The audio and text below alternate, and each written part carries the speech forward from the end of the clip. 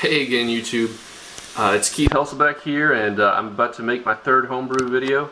I have actually accidentally deleted a clip in which I transferred the beer from primary fermentation to secondary fermentation. Today is the 8th of April. It's Friday, and it's bottle day. But I thought I'd go very briefly over what primary and secondary fermentation are. Basically, primary fermentation is when you produce the alcohol in the beer. You ferment most of the fermentable sugars in usually a larger vessel. With an ale, you're going to have a lot of activity on the top in the first few days, and then it'll settle down in a few days. The yeast in an ale will act quickly and is what's called an Obergangen in German, or top fermenting yeast for an ale, and that will be very active in a few days. The activity, I think, is what makes the yeast float to the top and makes it very buoyant. I think that's because it produces a lot of carbon dioxide. I could be wrong about that. I'm not really a super expert on that, but basically after a few days it starts to settle to the bottom and form what's called trub. It will combine with most of the hops and what are known as the hot break, which is the stuff that starts to bubble up and form a sort of creamy froth at the top during the first part of the boil. That stuff all settles down to the bottom, and over the course of about a week, all that stuff settles to the bottom. Then you transfer, it's called trub at that point, T-R-U-B, and you transfer the liquid part to a smaller second container that just barely contains the liquid with a little bit of space at the top, and that's where we are right now. I'm about to transfer that into the bottles. First I have to line up the bottles. I have these as spare bottles. I haven't taken the labels off yet. I peeled the labels off of all 36 of these, which is a sort of pain, really. I don't like doing it. There's a little bit left here, but it shouldn't hurt anything. Somebody might get a little white speck in their beer, but I am going to sanitize these with sanitary solution. These larger bottles, by the way, if I had to recommend, that people pick a bottle, larger bottles that you can buy, or you can get them from, if you have an appetite for something like the larger bottles that they have at a beer store or grocery store or whatever. Those are much better for bottling because it takes the same effort to bottle a 12-ounce bottle as it does for a 22-ounce bottle, commonly known as a bomber. And it's much easier to go through the physical effort of bottling a dozen 12-ounce rather than 20-some 12-ounce, a dozen 22-ounce rather than a 20-some 12-ounce. So take that for what it's worth. Just a suggestion for anybody who's starting up. Here I've got the bottle caps. We've got siphon hoses, and I have the this is the gravitometer, measures the gravity of the beer. I forgot to do that step earlier. It's important because if you have a lot of unfermented sugars, you can potentially blow up your bottles, which is one of the main things people don't like about homebrewing. I've never had the problem before because I always do a secondary fermentation. That's one of the benefits of secondary fermentation. This is the bottle capper. I'm going to cap the bottles with this, and so I thought I'd just show you that stuff.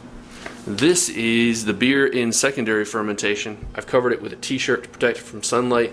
That's probably really redundant, but it is most of the way full. In this case, this is actually less than 5 gallons. That's about the 5-gallon mark right there. I actually have it marked on the other side. That's 5 gallons right there. This is about 4.5. There is a little bit of trub from the secondary fermentation at the bottom, so I just thought I'd show you that. This is at the end of 3 weeks. I actually left it in significantly longer than I intended. I intended 2 weeks. I did 3. And so I'm just about to fill up these. Oh, this is from scraping the labels off, by the way. Scraping the labels. I just use a brush and sort of wipe them down with scrub them off with a towel once I've cleaned them off with a brush. Get the labels off.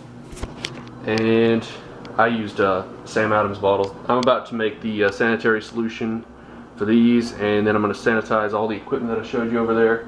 that stuff, including the bottle caps. That's important. You have to sanitize the bottles and the bottle caps. So I'm going to start soaking the bottles, and that's going to be the next clip you see. Hey, it's Keith again. It's the 8th or 9th of April. It's Friday, 2011, and I am making the sanitary solution. I just thought I'd show you this part of the process. It's pretty easy. I use this stuff. It's called Star San, 5-star sand. It is a little bit. It's more expensive than the other stuff, than the powdered stuff. But it is very easy to use. You don't have to wipe it down. Doesn't make a mess. Doesn't stain anything. And I'm using this as my bottling bucket. It's the same as my mash tun / lauter tun. You'll recognize it from before. I don't use the filter in the bottom because I don't really need it for this part of the process.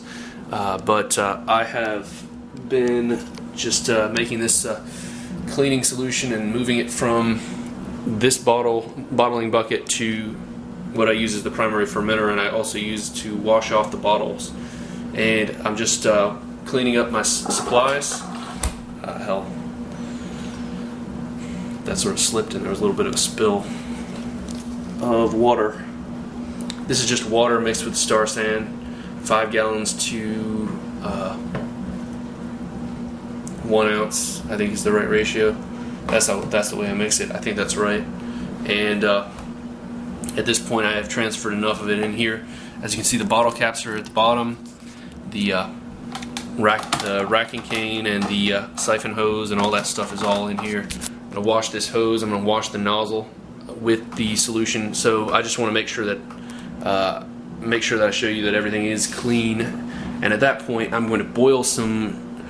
I'm going to clean off the bottles as well, and then I'm going to boil a little dextrose sugar and mix it with the beer within this bottling bucket, and I'm going to transfer it to the bottles, which is actually the most unpleasant and sort of spill-ridden part of brewing beer, actually. Anyway, it's not that bad.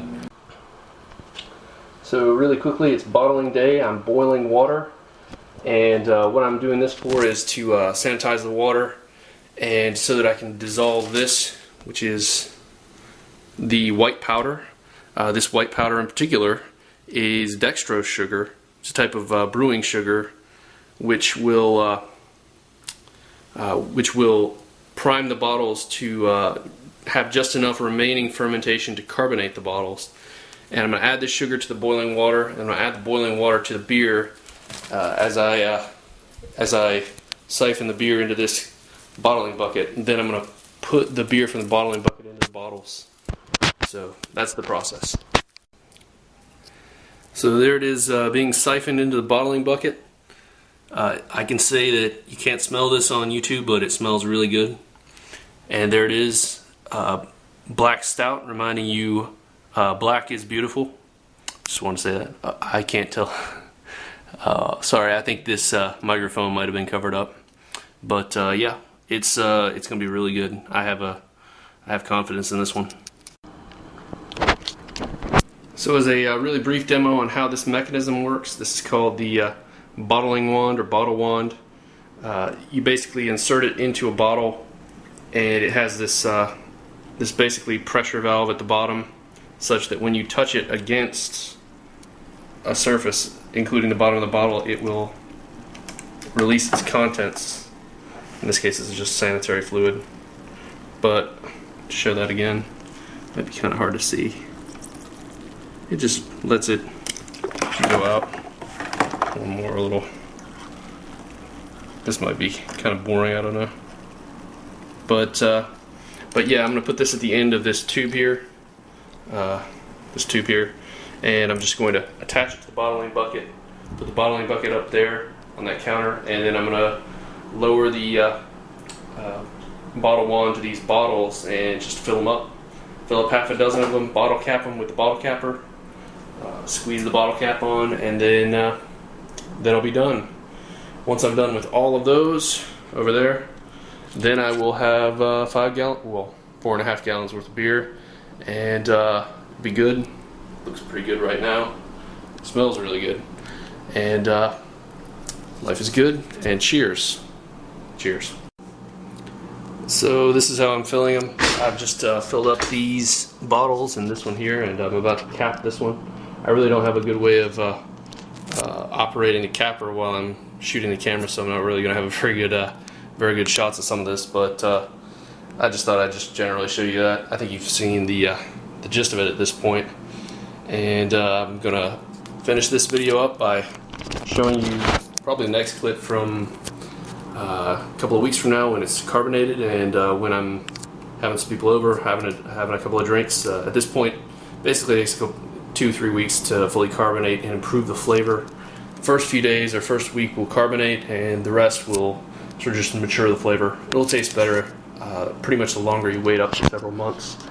And that's about it. Thanks a lot. This is Keith Helsabeck again, signing out. Cheers.